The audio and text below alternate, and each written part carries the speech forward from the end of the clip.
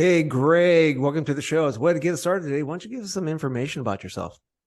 Hey, Pat, good morning. Yeah, my name is Greg Bredice. My company is called Global Source LLC. Pat and I are talking I'm located this morning up in Bainbridge Island, Washington, just across from the city of Seattle. My company is we have two offices up here and down in Los Angeles. And you did share with me it's snowing up there, huh? You're in some It's snow? snowing this morning, little Yeah. February snow.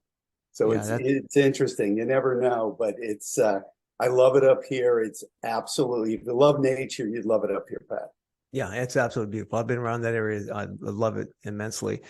So I always ask everybody who gets on to the podcast, what got you in sales? What brought you there? You know, that's a great question. I haven't really thought about that in years. I've been doing it so long, but I just, I think just working with people, as cliche as that sounds, it was always a natural kind of ability that just talking to people and getting to know people. And I think that's what sales is all about. It really is just kind of if you enjoy people and you can interact and you know how to get down to, what really is the issues at hand and how to solve these problems and create relationships, and more so than ever. And I think I saw this mostly, Pat, with COVID, since we did so many Zoom calls and interactions like we're having this morning, is really creating these relationships and really understanding and getting into a deeper level on what people are going through and understanding it. And so many supply chain issues in the last 3 years, 2.5 years, is really kind of resolving those things or trying to, and getting through those situations that created really wonderful opportunities. So I think that's in Genesis what sales is all about. Just kind of talking, get to know people. Yeah, and you guys had supply chain issues? I mean, gosh, you must have been the only vendors that had supply Unbelievable, chain. isn't it? Yeah, Being on the import side, and that's really the base part of my business. I started in this business almost 30 years ago with Kimberly-Clark, and I went from Kimberly-Clark, the corporate world, into becoming a regional rep in Los Angeles, mostly in janitorial, Pat, doing a lot of janitorial products. And we grew that to one of the larger Jan-San rep groups in the Western United States, and got a little bit bored with it, wanted to do something different. And I jumped on a plane and went to the Canton show in Guangzhou, China, and started Global Source 24 years ago. And that was all about bringing quality import disposables back into the US market. Because you go 24, 25 years ago, that's just when imports were coming in with consumer goods at Walmart and Home Depot. And there wasn't really a great channel developed in our side of the business, Pat, on the institutional side. So developed that and grew it to today. We're representing about 200 factories from 17 countries. We sell all over the world, but mostly North America and mostly food service disposables. Yeah, and you mentioned COVID and the pandemic. Did you, all your years in sales, did you come out of that with a different style of selling? Did you have to? I mean, did you see a pivot in the way you sell? I really do believe that's true, Pat. I think it changed our business in so many ways. I mean, just as you and I are interacting on this call, on this Zoom, is something that would have been unheard of, a couple of years ago. I think, just traveling less, and I think the efficiencies of not traveling, believe it or not, have really created a lot of opportunities and really been surprisingly productive. But I think selling and talking to people and communicating is it is what it is. But I do think it's what I've noticed with COVID is from the customer base is a genuine openness from customers. And I don't care if it's McDonald's or Kroger or whoever, is to really open it up and really kind of look at all supply chain options because supply chain has been so distorted and so difficult lately. So it created Right. a lot more opportunities during COVID, I think. Yeah, right. And that opens the door into the products that you sell right here, as you can see here. The solution to sustainability, that has been a big issue just recently with a lot of people that I've talked to. And I've done some podcasts with suppliers that, it's kind of opened the doors, other things, because we're talking about sustainability a lot these days, especially within Bunzl. We just got back from our national sales meeting in Las Vegas in February, and a lot of the products, it was a seismic shift for a lot of these suppliers that they led with sustainable products. I guess that's a new, they're just finally catching on. But us living on the West Coast, as you do up there, and you're down here, you frequent Los Angeles, how big that is, right? So tell us a little bit more about your company, how you represent, how you go to market and all that. Well, I use a network of brokers, Pat, all over the country. I have 50 brokers that work for Global Source. They're independent. Most of them are industry veterans, people that have been around a long time. And going back to what we just were talking about, have amazing relationships. And I work with them to, again, create selling opportunities into these relationships. But we use a rep network, and we have. We've been, since, if you look at sustainability, look at some of the primary providers of sustainable products into the U.S. market, for the last 15 years, most of it's import based. It's all coming from Asia. If it's PLA, if it's bagasse, or whatever it is. So our experience of being predominantly in Asia, but really selling from all points on the globe back into the U.S., we've had access to that. We've been very big in sustainability.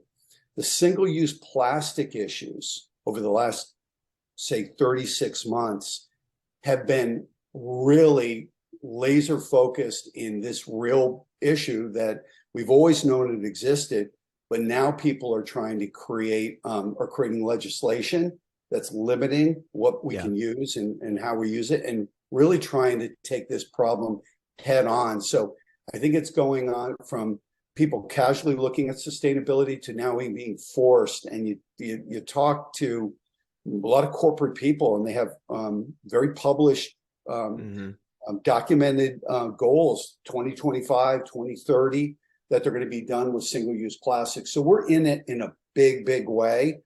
And what we're going to talk about today, Pat, are two innovative, unconventional opportunities that your team can maybe bring to some of your clients. Right. Now, Expansive is the packaging group that is that a brokerage, or I know you guys connect people with other people in the industry. That's where your fit is. And Pack to Earth would be somebody that you can actually see my screen right now, can't you? You can see that. Okay. And Pack to Earth would be a company that a line that you represent, correct? So Expansive, Pat, is a company I own. It's a manufacturing company in Los Angeles, and we'll talk about that.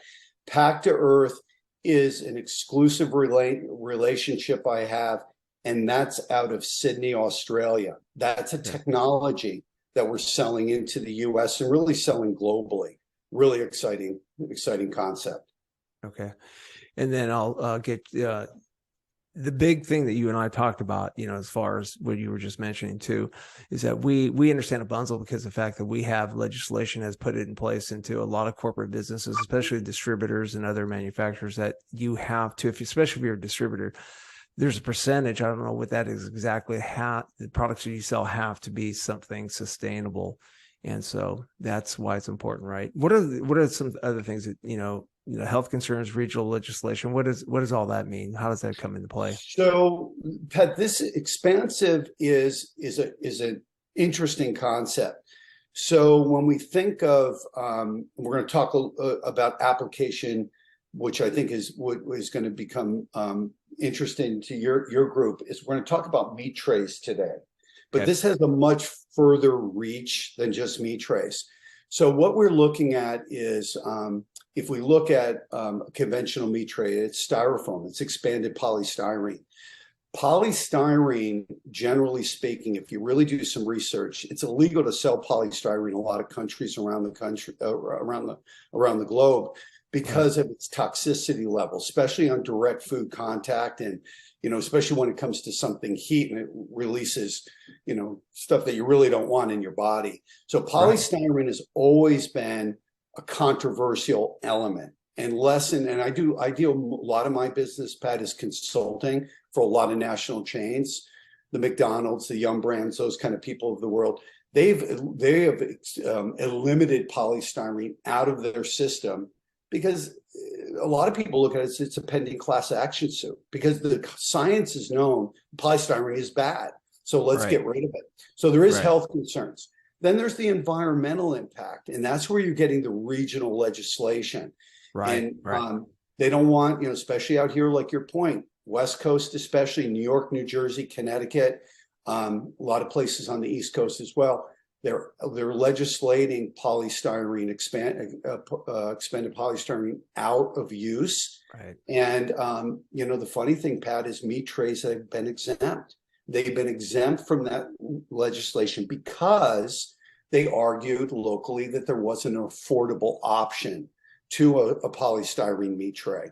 Recently, Los Angeles, San Diego, big examples, but you go up and down the coast, King County here in Seattle, now they're putting in legislation saying, no, meat trays are going to comply to this legislation. You can't use them anymore. Or they're putting dates out there, Pat, to eliminate them.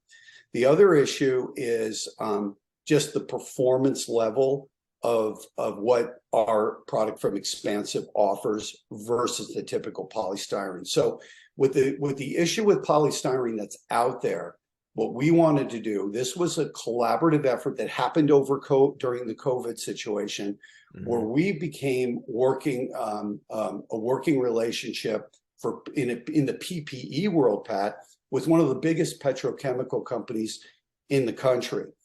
And we created a really interesting relationship. And at that time, we were expanding PLA. So bioresin, most people know PLA, compostable, but we found a way to take PLA and blow it and expand it like foam and give it the properties and the insulative and the functional qualities of a foam product. When this petrochemical company saw this, they said, wow, that's great. We said, yeah, it's wonderful. The only problem, it's too expensive. People aren't going to buy it. PLA is double, triple the cost, right? Of a Yeah, and that has been a big issue. Correct. Yeah. Yeah. People can't budget it into their system.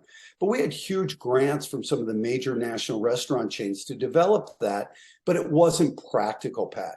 So this petrochemical company said, hey, we've got this new polypropylene resin that reacts incredibly with a proprietary gas. And you can get that expansion and get that density and keep your price down. So you're taking that resin and you're filling it with air bubbles and making a foamed product. And we played around with it on our lines that we're doing the PLA, and we were able to develop an expanded polypropylene. Why this was so unique is, and why it's so much better than polystyrene is, one, you don't have the health issues with polypropylene. It's recyclable, and it's very, very functional. And people are familiar with it. You see it, the consumer sees it, that's a foam tray. And then we mold in the bottom 100% recyclable. It has a number 5 on it, so it can go right into the recycler. So we developed that, and we played around with it. And if you know anything about thermoforming, it's easier to make a tray than, let's say, a cup, that deep draw of a cup. So it's very easy to make, and we can get the efficiencies off our line. So we said, we're going to run meat trays. We thought it was a perfect product. It would be accepted in the market and would address some of the issues that you have on your screen right there. Simultaneously, Pat, Walmart, Sam's Club made a corporate initiative to eliminate all their polystyrene out of their system, I think by next year. And they're moving to an expanded PET, same qualities as our polypropylene, but as far as recyclability, safety, all of those good things, It doesn't conflict with the legislation, but they went the PET route. The problem is there was no capacity in the United States. So they enticed a company from Turkey, Pat, to come in. They're building a big plant in North Carolina, and they're going to be entering the market. Our goal is, and our strategy is to service the West Coast and the Western region with an alternative product in our expanded polypropylene. Right. So that's how this whole thing kind of came to be, Pat. Right. I want to go back to something you said earlier a few minutes ago about the education portion that you have to do with customers. Customers, this is not your regular sell. As sellers, when we go out and sell this product, what is the entry point that you get into when you're talking to a customer? Because it's typically us as sellers, we go in, we see the buyer, the category, blah, blah, blah. But you guys take it a step further. I think the education part of it is very important, because if you're comparing apples to apples, you're not going to go against foam. Foam is, dirt cheap compared to what your line is, right? Mm-hmm. So there has to be some type of education saying, here's the benefits of our product versus what you're using today. And you know what? Environmentally, you're going to have to, get a little bit more savvy on your knowledge on this customer, right? That's true, Pat. And the situation, it's very interesting, in my opinion, Pat, that most people that are using this product are going to be the retailers. Bunzl is very, very familiar with, obviously, the packer processors, and it crosses over, obviously, from just proteins from meat and seafood to produce is a big application. And all of these packer processors and retailers are aware to some extent of local legislation and constrictions in the market. Here's the problem, Pat. They don't know where to go. They really don't have a clue. What they typically do is they say, okay, I'm going to get out of polystyrene and I'm going to go, what's out there? The really only two other options that have been out there to this point are molded fiber, which doesn't do well in wet environments for packing and processing, and has a lot of other failures. It has some application, but it's not ideal. And it's very expensive, Pat, more expensive than our product. And then you take the big leap and go into that turned edge PET, which people like Whole Foods, and you see it out there everywhere, especially in the poultry industry, which is extremely expensive. It's at the top of that ladder as far as price. So no one really understands that something that we're bringing to market really even exists. Very underexposed. So if you can bring it to them and say, look, we've got something that functions just like polystyrene. Most people love polystyrene meat trays. They love the price, like you just said, they're really cheap, but they're functional. They work. Right. And people are used to it. Now we can give you kind of your cake and eat it too. We can give you that foam tray, but we'll give it to you 100% recycled foam tray, safe. You can microwave it. You can freeze it. Has all these different kinds of applications, and we do it in a packer style, which is a little thicker and heavier for automatic wrapping, and a retail tray. And right now we have several sizes available in a couple different colors. So that's kind of where we are with that tray right now. So it's really going in the retail application. It's going to the meat department manager, the sustainability lead at that chain or at that packer processor, and talking to them. What I've experienced, Pat, especially when you go to packer processor, you bring this to them, their eyes will light up. They are so excited about this technology that there is something that can be responsive to the retail customers, because they don't really know it's really out there yet. Just making exposure now. Right. We need a differentiator, from poly, or a transition from, the polystyrene trays, foam trays, into something. So this is kind of like a hybrid, but it's more on steroids. It's right. I mean, is that what differentiates you? It's a good way to put it. Yeah. And the good thing is it's affordable, Pat. It's going to be more than polystyrene. So you gotta make people aware this isn't a polystyrene tray, but you're not going to be up here. You're going to be somewhere like in the middle. So you can make it will work for them. And it's certainly cheaper than some of the other options. We as sellers, especially in my organization, is that we have to be able to differentiate ourselves from everybody else. And a lot of times we fall into that commodity trap. Foam meat tray is a commodity trap. Me too, less 5%. I can meet that price, beat a rumor any day long. That's the mentality.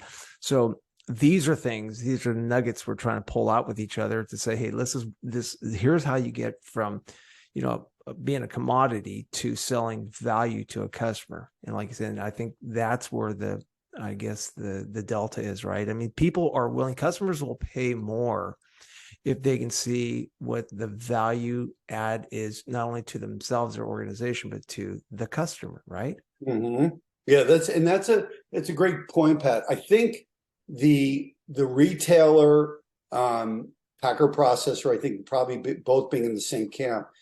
How do we take this tray that looks like styrofoam and separate it and have the client, the consuming person, recognize that it's truly different? So that's one of the biggest challenges, Pat, is with our product, because it looks like polystyrene. So a lot of our clients are doing their overwraps and printing 100% recyclable on the overwrap, and we are molding it into the bottom of the tray. I mean, it's a great story to tell, but how is that person that walks into the grocer and picks it up and really understand what this is? And so that's one of the challenges, is marketing it so they understand they're getting something really different, something that's safe for the environment, safe for their families. Yeah, this slide talks a lot to that, as far as being 100% polystyrene free and so on. Packed to Earth. This is and Pat, before we go to Packed to Earth, can I say one more thing about it? Sure. Expansive? So the interesting thing about Expansive, that we talk all about polypropylene, expanded polypropylene, but we're the only company that literally offers selection and choice as far as sustainability. So we talked about polypropylene being 100% recycled.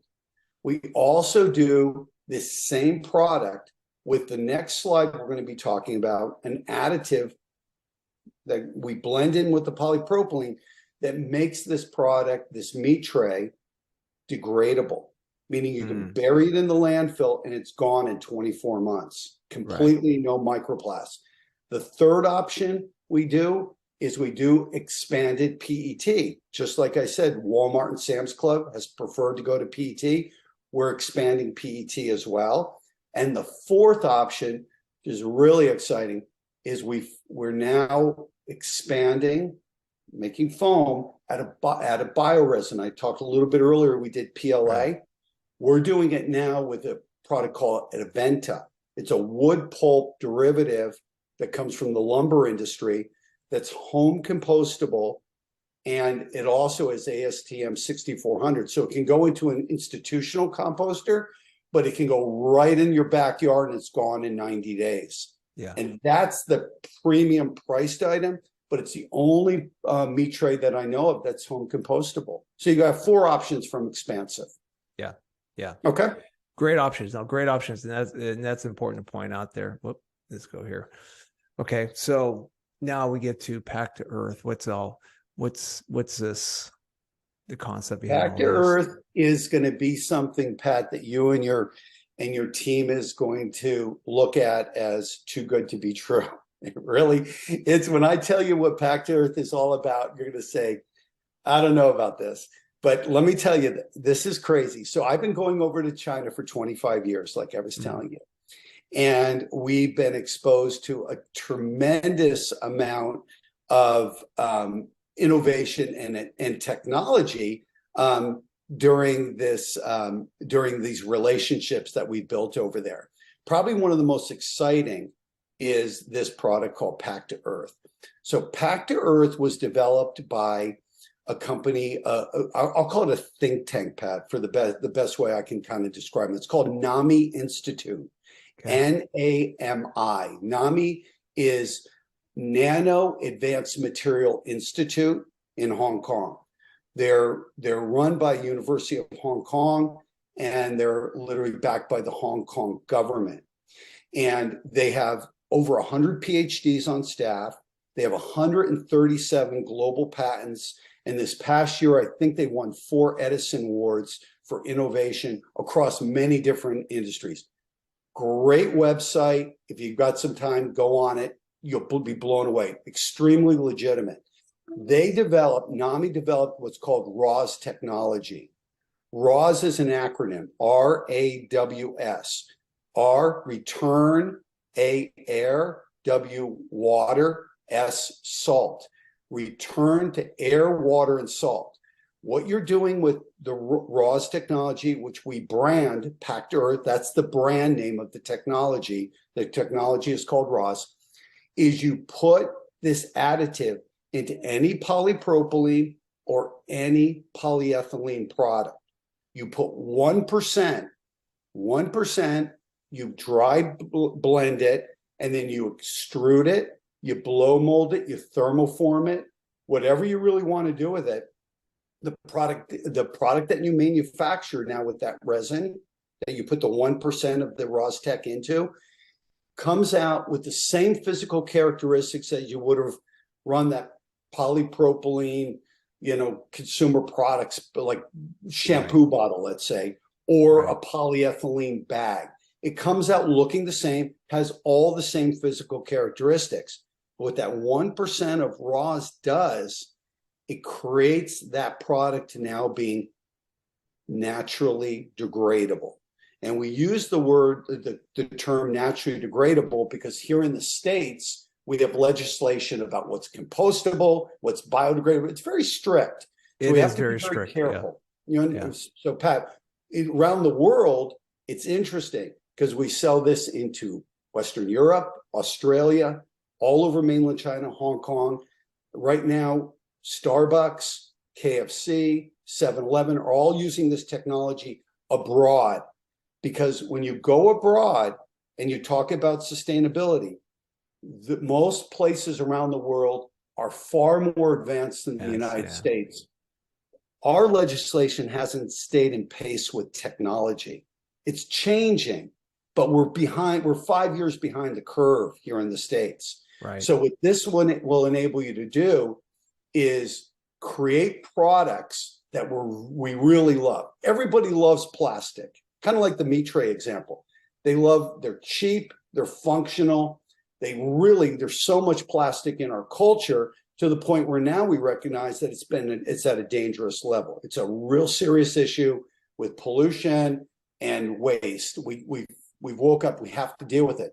But the RAWS technology, Pat, allows you to utilize plastic for all the wonderful things we like to do with it and utilize. But you have a solution now, because now when you add the 1% in, the product can still go into the recycled waste stream. You still recycle it if it's polypropylene, polyethylene. It'll still go right in the recycle waste stream. But as it's come out recently, that 95% of engineered recycled products never go to the MRF. They never get recycled. They all go to the landfill. There's been a lot of expose on this. The recycling systems have failed, not just in the US, but globally. So the problem is they end up going into litter and they go mostly into landfill and they sit there for hundreds and hundreds of years. Exactly. With RAWS tech, you can put it into the polypropylene, you manufacture your product. The product can go into the recycled waste stream and possibly it gets captured and gets recycled the way we hope. The reality, 95% is going to go in the landfill. And that's our insurance policy, Pat, because when it goes into the landfill and it gets buried in the landfill, it's gone in 24 months. See, no microplastics. See, and that's a differentiator right there, because a lot of times it will, to your point, will just end up in the landfill. And to be able to speak to, after 2 years, 24 months, you're going to be able to, it's going to be gone. So see, that's a big plus there that we need to talk about and make sure that we, make these points when we're making calls and talking to our customers. So that education portion is so important. It's so important because a lot of times this stuff does land, no matter what we do, it somehow finds its way in the landfill, right? Yeah. So, Absolutely, Pat. So this has mountains of third party certifications. It's backed in true science. We're dealing with some of the biggest corporations in the world with this product right now, from people, I mean, you name it. I was right, on the phone right, with Kimberly-Clark Global this week. They're going to a huge conference in Berlin, and they made a statement which I thought was so spot on. We can, as a global community, we can't rely on legislation into composting or creating these waste streams to deal with the problem. We got to get back to letting nature take care of the problem. I think this was very insightful, because human nature is such that you can put all these programs together, but none of them really work, because we're right. gonna throw it away anyway. We're gonna litter. We're gonna throw it in the ocean. We all seen these pictures of this tremendous amount of waste on the beaches in Asia, for example. It's Right, not going to stop. So what we have to do is use products that will naturally degrade in a reasonable amount of time. And then you really kind of have resolved the problem to a great extent. The beauty of this is, Pat, it's also extremely affordable. It's not like a bioresin. It has a small uptick in cost on a traditional polypropylene or polyethylene item. And the points that you have on your screen right now are, we need no light or no air. It can get buried 20 feet under the landfill, and it still decomposes and right, degrades. There's no heavy metals. There's no microplasts, which is a big issue. And basically, it's very, very simple to implement, and it's affordable. So we make it easy for the factories to put this into their manufacturing process. And it's easy because it's the only product that I know that creates a dual waste stream for the actual finished good. It's right, really very unique in nature. Where we're selling this, Pat, we're dealing with the big guys, the Walmarts, those kind of people of the world. They're introducing us downstream to the manufacturers, the trusted manufacturers that are providing whatever the product could be. It could be pallet wrap, which is a PE-based product. It could be consumer packaging. We just did a believe it or not, a disposable men's shaver for Walmart. And what if I made out of polypropylene? Anything that's polyethylene based, HDPE, LDPE, any polypropylene based product, our product will work with. It will not work with PET or polystyrene. So we work with these large corporate accounts. They put us together with their manufacturers, and then we sell them the master batch anywhere in the world, China, US. They blend it in and they run it. So right, where I'm thinking what Bunzl and your team might look at, Pat, is where you're having sustainability challenges, pricing issues. I can't afford PLA. I can't afford PHA. I need a solution for this great customer I have. Again, as long as it's a PE or a PP based product, we can use it. We have a solution. We can go to your manufacturers that you currently work with, and we can run this for Bunzl and your clients. You can sell, you can sell finished goods. We can manufacture the finished goods right. in China or here and sell them through your channel, Pat. So there's a Yeah, lot of ways to access this technology. yeah, absolutely. So if people want to get to know more about you and the products and services and more about Expansive, they can. It's on the screen here. I'll put this in the show notes for the audience. But everything you just talked to is everything that we talked to. We talked to the enterprise accounts. We have enterprise accounts, the larger, the big accounts that can digest this information very quickly, and then we have the smaller to medium accounts that will need help from other manufacturers to get this product into them. So I will, and you're also on LinkedIn, also, right, Greg? So LinkedIn, yep. okay. Exactly. My email is right there. And Pat, you have my phone number if they want to call me, whatever. Yeah, But I'll be your primary contact on both these product lines. I learned more in the last 30 minutes than I have in a long time about, I mean, I study this all the time.